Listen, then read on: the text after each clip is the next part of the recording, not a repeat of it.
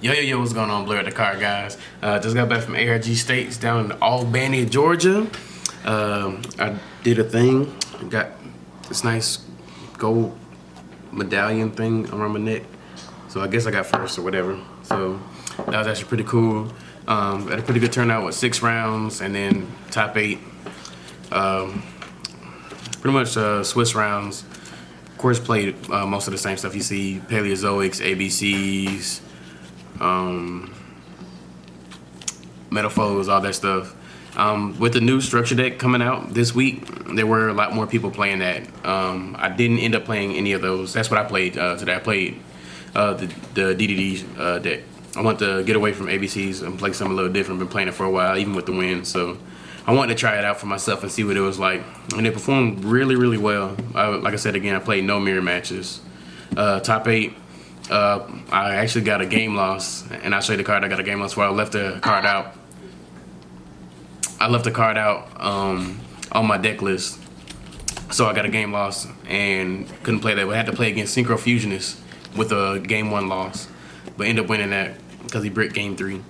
Top 4 I had to play against ABCs, who opened the stones. He was godly. Yeah, he was. He drew everything. He was insane. But I beat him game 3, and then I had to play against Taylor, who was playing Metaphors. I played him round 6. He was the only undefeated, and I got paired up and I beat him, but he still ended up finishing first. But me and him had to play the first and second seed played, and I ended up beating him game 3. I had to really, really stack it out. And you'll see all these duels actually, because we recorded most of them. We did record the duels, so you will see those coming up shortly after this. So let's get right into the list. You already know. Just starting off with the deck. It's pretty standard if you've seen the regular DDD decks before.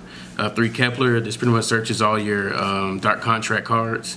The other effect it also has, which can possibly come up, but you don't really see it come up that much, you can bounce a DD monster to your hand. Or DD card, excuse me. So that includes the scale as well. 3 Abyss King Ragnarok. This card is really essential. I think it's the only main deck DDD that you play. Everything else is just DDs. But in the scale, if a DD monster's normal special summon, you special summon one from your graveyard. You take 1,000, and then you do half battle damage to your opponent. And then also when it's normal special summon, you summon a DDD from your graveyard, including itself, and there's no restriction to that. But this card is insane. And also it's on-field effect. You contribute a DD monster, which includes the DDDs, to banish a banish a monster that your opponent controls.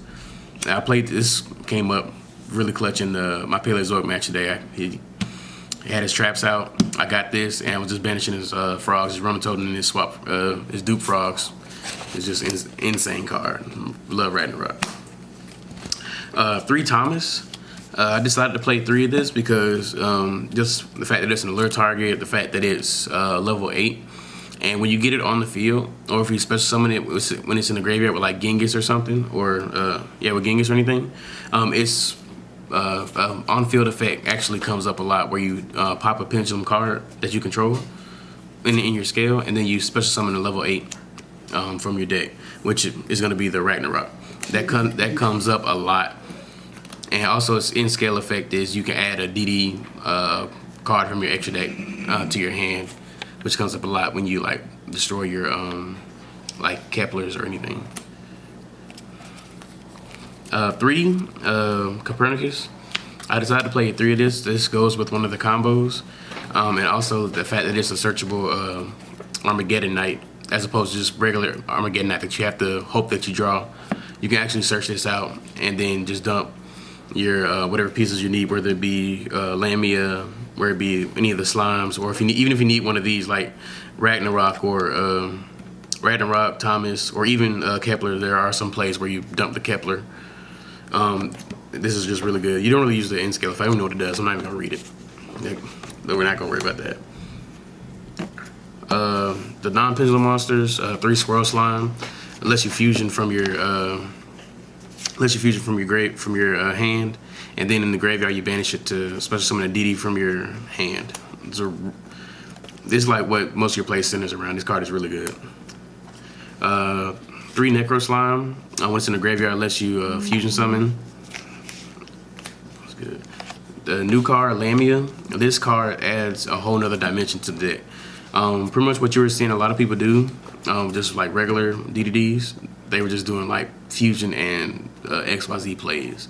And then of course if they drew the Vanity's Fiend, they would just throw that on top of that as well. But this adds another dynamic to the deck, being able to fusion summon, synchro summon with this, since it's a level 1 tuner, pendulum summon, and also XYZ summon. And this also helps get some of your stuff out the graveyard. The deck really, like, it really didn't lose the barrier that much, but this helps you play around barrier as well, because if you use Swirl Slime's effect and they bury your call fusion, this stays in your hand. But Lamia's effect lets you either send a DD or Dark Contract card from the field or your hand to the graveyard. So you can send this to the graveyard to special summon the Lamia, and then you can banish this from your graveyard to special summon something else. So you can keep your plays going and just synchro summon from there. Or just like use Ragnarok or Thomas and just keep your plays going. But this card is really, really good. It's an amazing card. 1 Orthros. I decided to just take 1. It's a searchable Archfiend Eccentric, and it can also help like get your your dead contracts off of the field, and it'll start popping your opponent's back row. I did. This was the card that I forgot to actually write on my list, and which caused me to get the game loss in top 8. But this card is, I did use this a lot in Swiss, and it's also a level 4 tuner, which came up in testing, but not today. And then just 2 maxi, because I can support it. That's all the monsters. I think it's 23 monsters, spells, 3 gate, which pretty much is your Rhoda, searches all your monsters. Play 2 Dark Contract with a Swamp King. Wait, so you listen to me? We played 2 Dark Contract with the Swamp King. I was testing with 1, but since you play Desires in this deck, and if you banish the 1, then you're pretty much out of this. Like, this can sometimes be a substitute if you don't have the Necro Slime. And this comes up a lot. Even sometimes drawing this is not bad, because you can get your pieces into the graveyard to start doing stuff. But I really like this at 2. Searchable Kepler. Just 2 Desires. I just didn't want to play the 3rd one today. I think I only drew I drew Desires off Desires once today, which is an all-time record. Played 2 Allure, just to dig into the deck and get more cards. It was okay. 1 for 1 is broken. Gets your Kepler or your Lamia, or even the Necro Slime if you need it. And Foolish to dump any piece you need into the graveyard. So the spells, traps, play Triple Dimension Barrier. Is good going 1st or 2nd, and you also don't lose if this card gets Twin Twister, because since it's chainable. So you just chain them pretty much what you need to call, and you'll still be fine. Played 1 Contract with the Witch. I wanted to test this out today.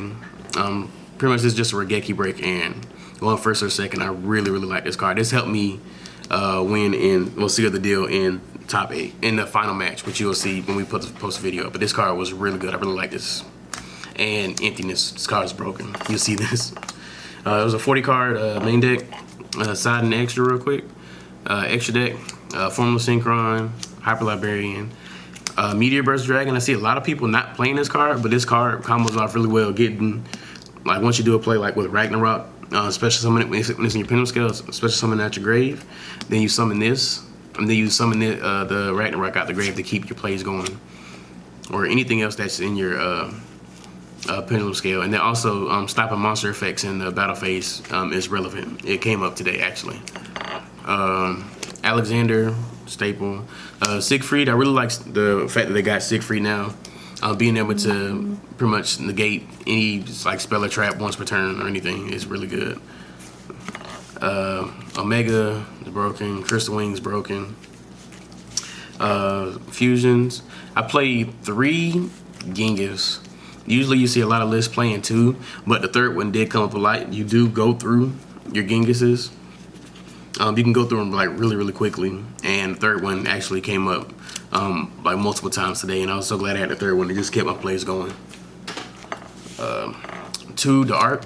kind of the same thing with Guyz. The second one does come up to make your level 8 synchros, or if you just need a big body to just beat over stuff with it being 28. One Beowulf, which is your Piercer and your Heavy Storm on your standby phase. This card is broken and it goes into your rank 8 plays. And then 38 and Kali Yuga. This card is amazing.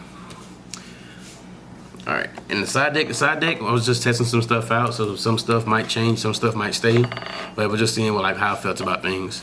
Side deck, 2 DD Crow for the mirror match and for Paleozoics. I think I put this in against my ABC matchups as well, just to interrupt with them making Buster Dragon. This is pretty good today. Dinko for Paleozoics. I drew this with a really insane hand against my Paleozoic matchup, and it wasn't even close. Regeki just for board wipes. Sided in 2 Forbidden Chalice. I was just testing this out. I wasn't sure how I felt about it. I think it only came up once in my final match in the finals. It was pretty okay. All the other times I sided it in, I didn't see it. 2 System Down. Decided to keep it in for if I saw any ABCs. I played against the same dude twice. Triple Twin Twister for going second against back row decks like Paleozoics or ABCs or anything. And then 3 Anti-Spell because I can stop MST or Twin Twister from destroying it. But that's the deck profile. Some stuff's probably going to change. I'm not sure what. I just got to go back and get in the lab and see what I like about the deck, what I don't like. But make sure you go subscribe to us if you haven't. Hit that like button. If you haven't, make sure you hit the bell so you're notified when you get when we put new videos up. Definitely make sure you do that. It really helps us out, and it helps you out so you get to see when we put that juicy content up. Also, if you didn't like the video, make sure you watch it a second time. I promise you'll like it then. But Blair, the card guys, see you.